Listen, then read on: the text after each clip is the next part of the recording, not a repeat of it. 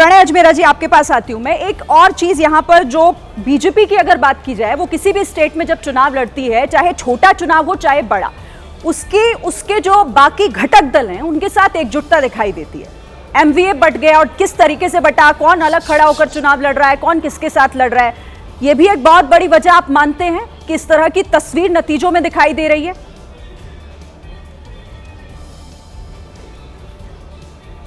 अजमेरा जी,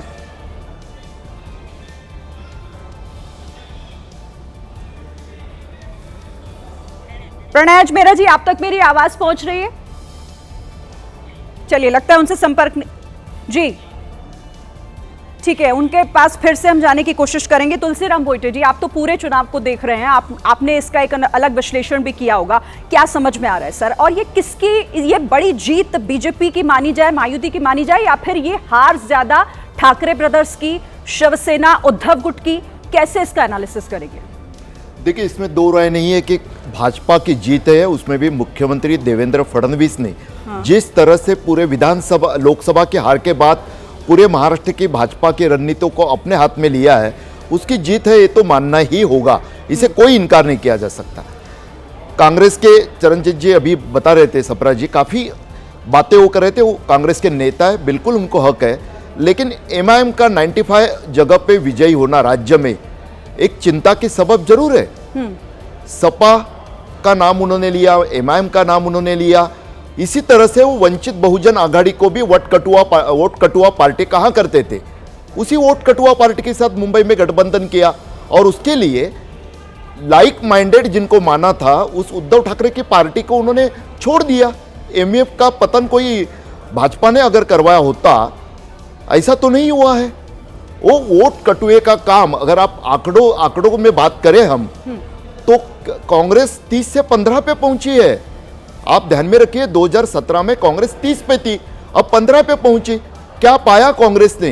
कांग्रेस के कई नेता, मुस्लिम नेता, अगर ठाकरे का दामन थाम लेते हैं तो इसका मतलब क्या निकले? कहीं ना कहीं देखिए, भाजपा धनशक्ति का उपयोग नहीं करती है, 100% करती है। भाजपा सत्ता का उपयोग नहीं करती है, 100% करती है।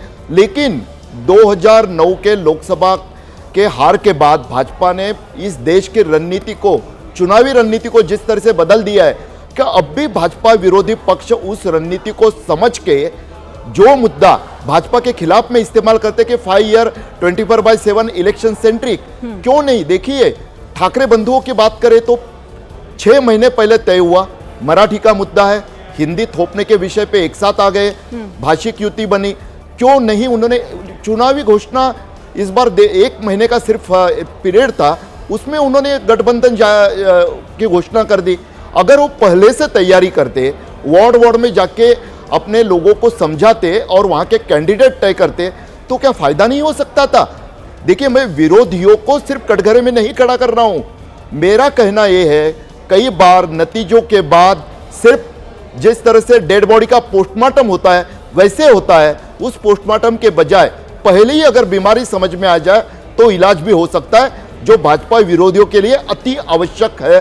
लेकिन एक ही छोटी सी बात कहना चाहूंगा, ठाकरे बंधु खल्लास, इस बात से असहमत हूं, क्योंकि जो आंकड़े दिखाई देते हैं और मराठी इलाकों के जो मध्य मुंबई है, गिरणगांव वाली, वहां के नतीजे इस बात से अलग बताते हैं। मेघा, आपसे मेरा सवाल है, ये जो जब ठाकरे ब्रदर्स, ठाकरे बंधु साथ आए थे, जिस तरीके का वो बड़ा मंच सजा था, जिस तरीके का वहां पर उनका स्वागत हुआ था, और जिस तरह की वहां पर नारेबाजियां हुई, तरह तरह के की बातें कही गई, ऐसा लग रहा था कि बहुत कुछ बदल जाएगा जी, पर बिल्कुल उलट हो गया ये तो। जी, वो हाइप था, वो सिर्फ और सिर्फ हाइप था शिरीन। और ये बात हम लोग तब भी समझ रहे थे, हम जैसे पॉलिटिकल जर्नलिस्ट जमीन पे जाकर लोगों से बात करते हैं, ये बात मैं तब भी कह रही थी कि ये सिर्फ स्टेज पर, और ये इतनी जो सजावट हो रही है, जो हाइप क्रिएट हो रहा है मीडिया में, जो नैरेटिव सेट किया जा रहा है कि दोनों भाई 20 साल के बाद, 2 दशक में पहली बार राज ठाकरे मातोश्री जाते हैं, दोनों भाई हाथ पकड़कर स्टेज पर आते हैं, एक साथ प्रेस कॉन्फ्रेंस करते हैं, ऐसा लगता है जैसे ऐसा लगता है जैसे पूरी राजनीति बदल देंगे, एटलीस्ट मुंबई में तो जरूर बदल देंगे। लेकिन क्या हुआ आप देखिए, राज ठाकरे कहां समट कर रह गए और उद्धव ठाकरे की क्या दशा हुई। इतने सालों के बाद उद्धव ठाकरे के हाथ से पहली बार बीएमसी छूटता हुआ छूट गया, आज वो छूट गया। तो कोई भी मैजिक नहीं चला ठाकरे ब्रदर्स का। आप एक तरीके से समझिए कि ये ठाकरे ब्रांड अब बिल्कुल ढलान पर, और ये ठाकरे ब्रदर्स का मैजिक, ये कनेक्ट जो लोगों के साथ जिसकी बातें इतनी हुई वो हुआ नहीं। वो हवा में दिखी, सोशल मीडिया पे दिखी, जमीन पे नहीं दिखी, वोटरों के साथ नहीं दिखी, और उस मराठी मानुस के साथ नहीं दिखी जिस पर ये इतना भरोसा कर रहे थे। श्री